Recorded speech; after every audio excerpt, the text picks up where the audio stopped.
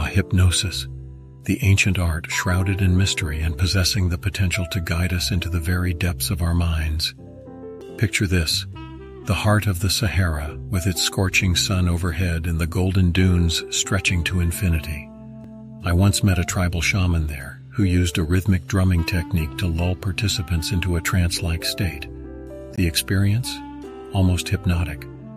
But wait, let's delve a little deeper into this.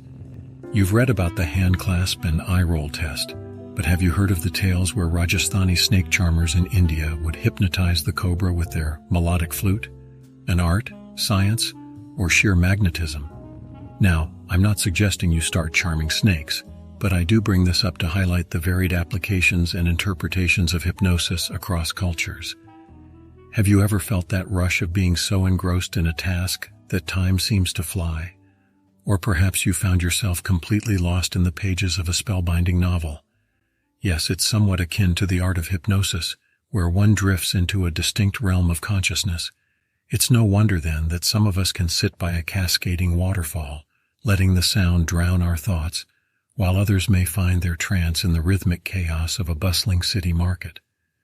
Hypnotizability is subjective, much like our unique perceptions of beauty.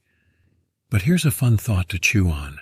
Remember that time when you daydreamed so deeply in class, your teacher's voice turned into a mere hum? Or when you tried meditation and your inner chatterbox just wouldn't silence? In those moments, were you dancing at the threshold of hypnosis or perhaps merely wandering its outskirts? You see, factors like upbringing, societal acceptance, and even tales spun around campfires can influence our approach to hypnosis. Imagine if Sherlock Holmes, with his analytical mind, met a shaman in the Amazon rainforest. Would the great detective, set in his ways of logic, be as susceptible to the trance as Dr. John Watson, the ever-curious? An interesting ponderance, isn't it? Riddles aside, the tools to gauge hypnotizability, as intriguing as they are, merely scratch the surface. Like an iceberg, the majority of our understanding remains submerged, awaiting further exploration. But let's drift back for a moment to the Sahara. As I sat with that tribal shaman under the vast expanse of stars, he posed a question that still echoes in my ears. Is it we who are being hypnotized by the rhythm of life, or do we possess the power to compose our own symphony? In the bustling streets of Tokyo, I once chanced upon a street performer. With graceful hand movements and rhythmic chants, he captivated his audience, inducing a trance-like state. At that moment, I pondered whether the bustling crowd was swayed more by the performer's skill or their own willingness to let go. This brings us to an important point. How much does our environment, the hypnotist, or even our mood influence our susceptibility? You've heard about the Stanford Hypnotic Susceptibility Scales, but beyond the empirical, there's the experiential.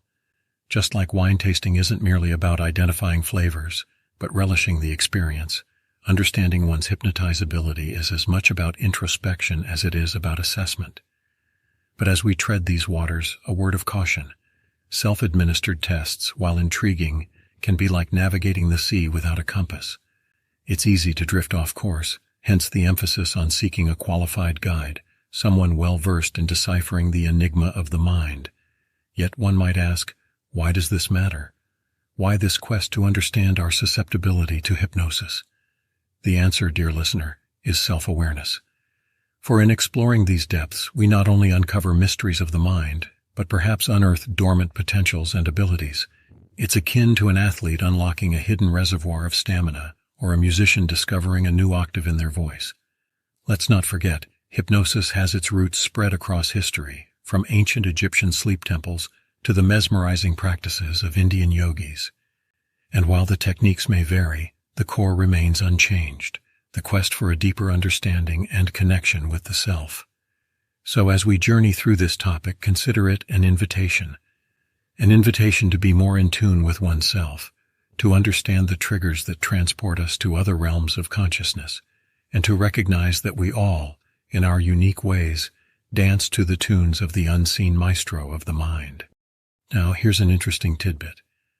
I once met a shaman in the Amazon rainforest who told me about ancient tribal ceremonies. These ceremonies, he said, were designed to put the tribe into a collective trance. Their purpose? To foster unity and shared experiences. Now think about it. Isn't that similar to the essence of hypnosis? Let's delve a bit deeper. You've read about how skepticism or fear can be barriers to hypnosis.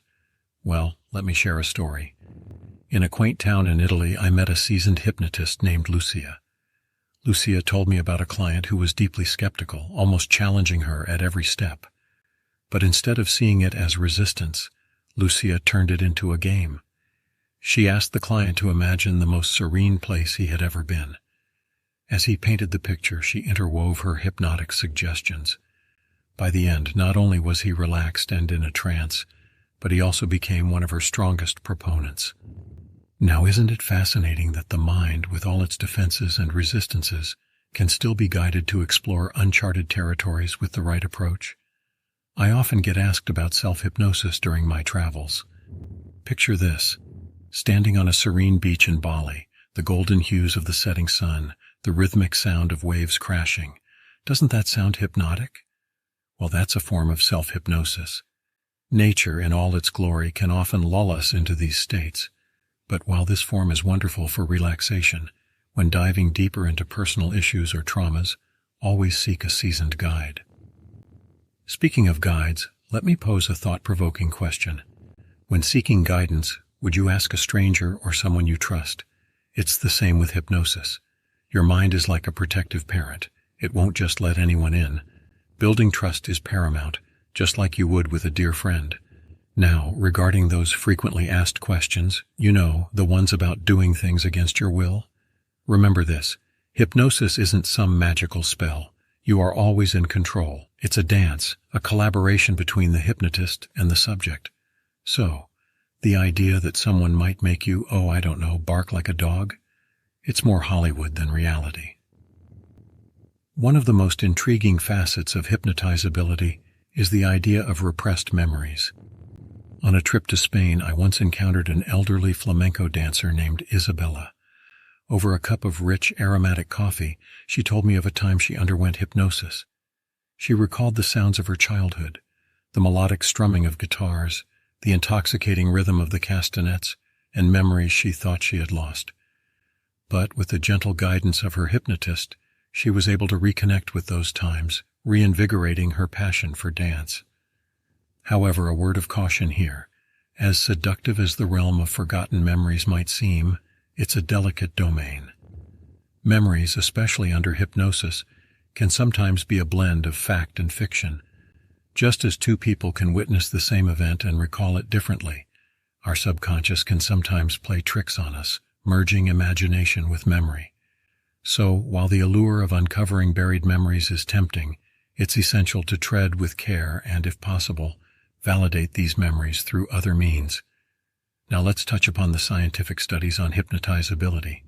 You may wonder, in an era dominated by technology, AI, and space exploration, why would institutions like Stanford or Harvard invest in researching hypnosis? Because, my friends, understanding the mind is the final frontier. As vast as the universe might be, the intricacies of our minds, our consciousness, hold secrets that are just as profound. You see, in the sprawling bazaars of Istanbul, I once met a rug weaver. Each rug, he told me, tells a story, every knot and every color intricately woven to create a larger narrative. In much the same way, the threads of our consciousness, our experiences, fears, aspirations, and emotions are woven together to create the fabric of our being. Hypnosis offers a magnifying glass, enabling us to examine each thread closely. To wrap up our journey today, ponder this. Hypnosis isn't just about delving into the subconscious or addressing specific issues. At its core, it's a celebration of the human mind's potential, a tool to better understand ourselves.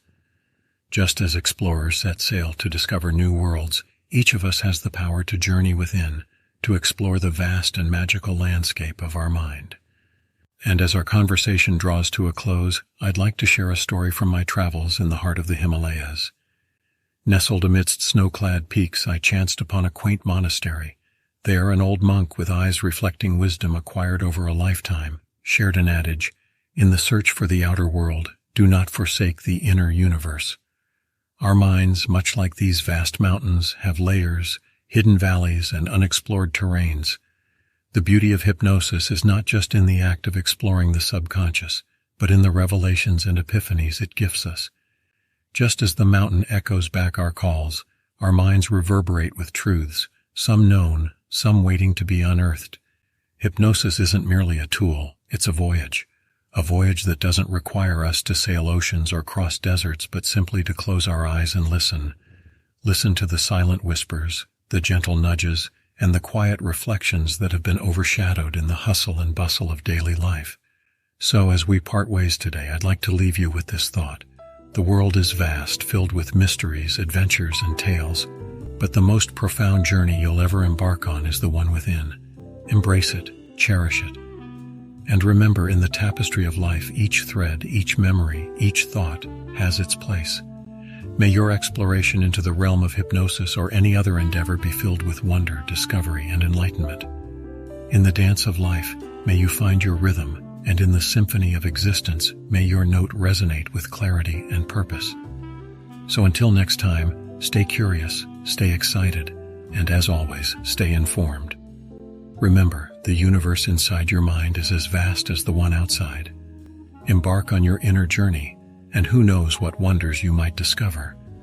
Farewell, fellow explorers, and may your quest for knowledge never end.